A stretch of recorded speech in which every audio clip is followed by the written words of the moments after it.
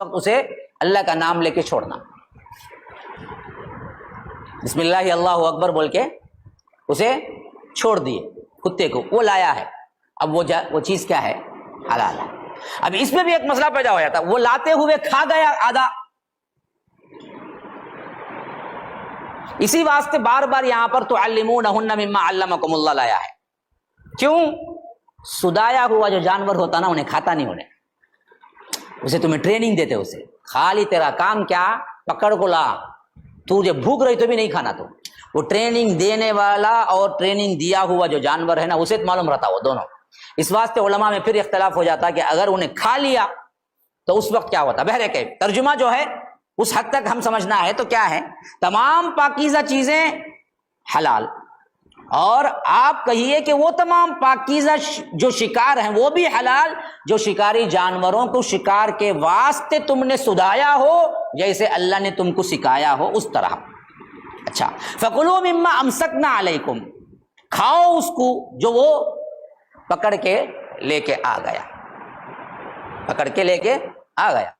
وَاذْكُرُوا اسْمَ اللَّهِ عَلَيْهِ، اب دراصل اللہ کا نام لے کے اس پہ کھانا ہے۔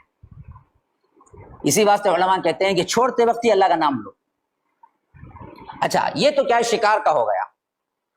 اب گولی سے کوئی مر جاتا ہے، شکار کے لیے آپ کیا کیے؟ بندوق لے کے گئے، تو اسی واسطے علماء اس پر قیاس کرتے ہوئے بتاتے ہیں کہ اگر گولی سے بھی اگر تم شوٹ کرتے ہو تو گولی پہ بسم اللہ کہنا ہے، اور گولی لگنے کے بعد وہ سانس اگر جاری تھی اور آپ نے ذبح کر لیا تو بالکل صحیح بات ہے، خون بھی نکل گیا اس کا۔ تو وَاذْكُرُوا اسْمَ اللَّهِ عَلَيْهِ، کہ دیکھو اللہ تبارک و تعالی کا نام لے کر کھا لیا کرو۔ وَاتَّقُوا اللَّهَ، اللہ سے ڈرتے رہا کرو۔ إِنَّ اللَّهَ سَرِيعُ الْحِسَابِ، بے شک وہ حساب لیتے دیر نہیں لگتی۔ الْيَوْمَ أُحِلَّ لَكُمُ الطَّيِّبَاتُ، آج ہم نے تمہارے لیے تمام حلال چیزیں، پاک چیزیں حلال کر دیا۔ بار بار اليوم اليوم آ رہا ہے کیونکہ وہ کیا تھا؟ شریعت کا اینڈنگ پوائنٹ اور اختتامی طور پر اعلان تھا، تو فرمایا کہ آج تمہارے لیے تمام چیزیں حلال ہو گئی۔ اچھا، کون سے؟ پاک۔ اب ان میں کیا کیا تھا اشکال؟ وَطَعَامُ الَّذِينَ أُوتُوا الْكِتَابَ حِلٌّ لَكُمْ وَطَعَامُكُمْ حِلٌّ لَهُمْ۔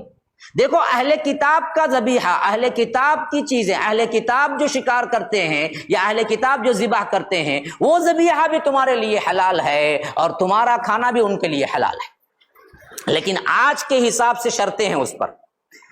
دیکھیے، یہودی ہے اور نصرانی ہے، اگر اس نے ذبح کیا ہے تو وہ ذبیحہ آپ کے واسطے حلال ہے، کیونکہ اوت الکتاب حل لکم، اہل کتاب کا ذبیحہ ہمارے واسطے حلال ہے۔ لیکن شرط کیا ہوگا؟ وہ حلال ہونا ہے۔ سور کو نے ذبح کیا بول کے تمہیں کیا کریں گے؟ خنزیر کھا لیں گے کیا؟ نہیں، حلال جانور کو اس نے ذبح کیا ہوگا، تب جا کے وہ ذبیحہ ہمارے واسطے بھی حلال ہو جائیں گے۔ اور دوسرا، انہیں اللہ کا نام لیا ہوگا، کیونکہ یہودی اور نصرانی اس زمانے کے اللہ کو مانتے تھے، اللہ کو ماننے میں ان کو اختلاف نہیں تھا، لفظ اللہ بھی مانتے تھے۔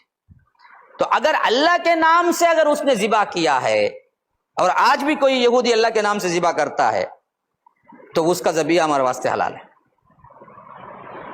غیر اللہ کے نام پر کرتا ہے تو تب حرام ہو جائے۔ تو آج بھی حلال ہے، لیکن دو شرطوں کے ساتھ۔ ایک تو اس کا ذبیحہ جس کو اس نے ذبح کیا ہے وہ ذبیحہ حلال ہونا چاہیے، اور دوسرا وہ اللہ کا نام لیا ہونا چاہیے، تب حلال ہے۔ وَطَعَامُكُمْ حِلٌّ لَهُمْ، اور تمہارا کھانا ان کے لیے حلال ہے۔ گویا کہ اشارہ دے رہا ہے، دیکھو ہماری شریعت میں بھی تمہارا مقام ہے، تم کو بھی بتا رہا ہوں کہ ہمارا کھانا ہمارا بڑا پاکیزہ کھانا ہے، تمہارے واسطے حلال ہے۔ اچھا، وَالْمُحْصَنَاتُ مِنَ الْمُؤْمِنَاتِ، پاک دامن عورتیں، خاندانی عورتیں جو مومنات ہیں وہ بھی تمہارے واسطے حلال ہے۔ یعنی ایک نہیں، دو نہیں، تین نہیں، چار تک کرو، یہ مضمون پہلے آ گیا۔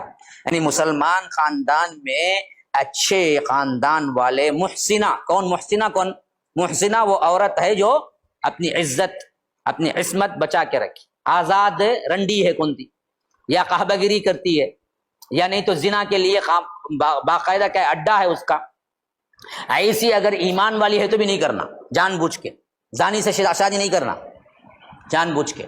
ہاں، یہ اور بات ہے کہ انجانے میں شادی ہو گئی، ورنہ تو خبیث خبیث کے واسطے بولا اللہ تعالیٰ، الخبیثات للخبیثین والخبیثون للخبیثات، الطیبات للطیبین والطیبون للطیبات۔ نیک مرد نیک عورتوں کے لیے ہیں، نیک عورتیں نیک مردوں کے لیے ہیں، خبیث مرد خبیث مردوں کے لیے، خبیث عورتوں کے لیے، خبیث عورتیں خبیث مردوں کے لیے۔ یہ اصول ہے شادی میں۔ تو آج بھی دراصل یہی اصول ہے ہمارے واسطے کہ اگر تم لڑکی ڈھونڈو تو عصمت والی دیکھو، باعزت دیکھو، خاندان والی دیکھو۔ ہاں معلوم ہے فاحشہ ہے، معلوم ہے اس کا بوائے فرینڈ پہلے سے تھا، انہیں بھی جب گرتا کرے کہ بے وقوف، معلوم نہیں بدنام ہو کو پڑی ہے نا، پھر جب کہیں شادی کرتا ہے۔ کئی بے قسم کے کیا بے غیرت ایسے ہیں کہ معلوم ہوتا اس کا ایکس بوائے فرینڈ کہتے، اس کے بعد کا انہیں کہتے، انہیں تیسرا اس کا شوہر بنا سکتے اور انہیں خوش ہے کہتے۔ واہ واہ کیا غیرت ہے، ہاں جانور سے بھی بدتر ہے۔ تو اس واسطے مومنہ کے لیے بھی اللہ تبارک و تعالیٰ نے شرط لگایا کہ محسنات ہوں۔ محسنہ کون؟ باعزت، زنا کی تہمت نہ ہو جن پر، تو ان عورتوں سے نکاح کرو۔ خالی محسنہ مومنات ہی میں نہیں، اب دراصل ایکسٹرا آرڈنری ہے۔ والمحسنات من الذین اوتوا الکتاب من قبلکم اذا آتیتموہن اجورہن، دیکھو اس سے پہلے جن کو کتاب دی گئی وہ بھی اگر محسنہ ہیں، باعزت ہیں، ان سے بھی نکاح کرو۔ اسی واسطے اہل کتاب کی لڑکی لے سکتے ہیں۔ یہی وہ آیت ہے جو دلیل ہے عیسائیوں کی، عیسائیت پر رہتی ہوئی لڑکی سے بھی اسلام قبول کیے بغیر اگر انہیں ہے تو بھی شادی کر سکتے ہیں۔ کیوں؟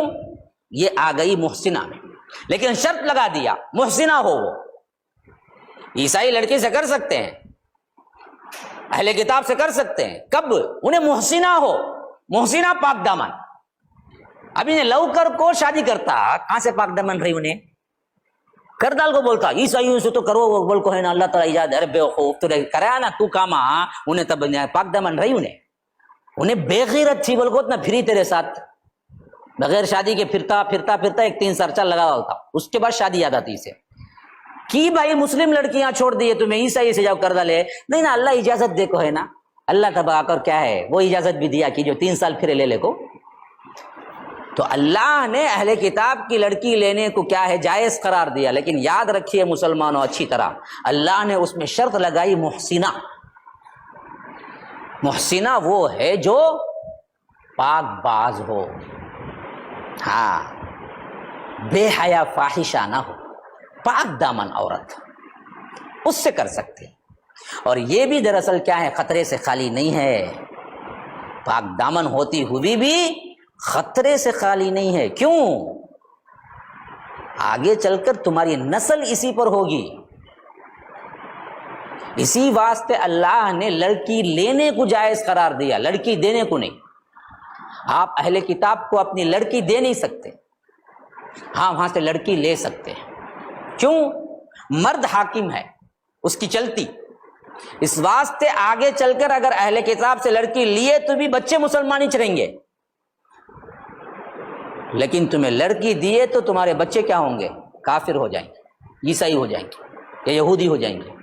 تو یاد رکھو خطرہ ہے اس میں تمہاری اولاد کا۔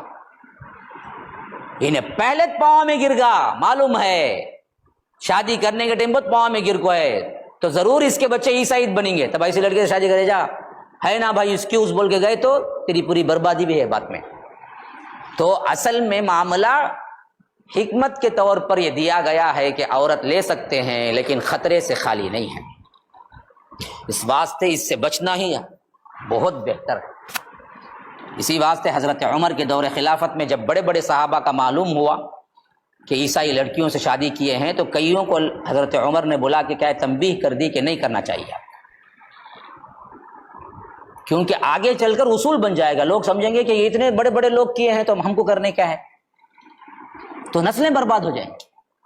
تو یہ ایک ایکسکیوز تھا اس وقت کے لحاظ سے خاص طور پر، لیکن وہ آج بھی ہے، قانون نہیں بول نہیں سکتے کوئی بھی، لیکن احتیاط کا پہلو یہی ہے کہ آپ اس راستے سے بچیں، کیونکہ تمہارا ایمان اتنا نہیں ہے کہ تم بیوی کو کیا ہے اپنے طرف مائل کر کے بچوں کو مسلمان رکھ سکو، کیونکہ بیوی کو لینے کا ہی حکم ہے۔ بچوں کو اگر تمہارے اس کرتوت کی وجہ سے عیسائی بن گئے تو پورا گناہ تم پر آئے گا، یہ بھی سمجھ لیں.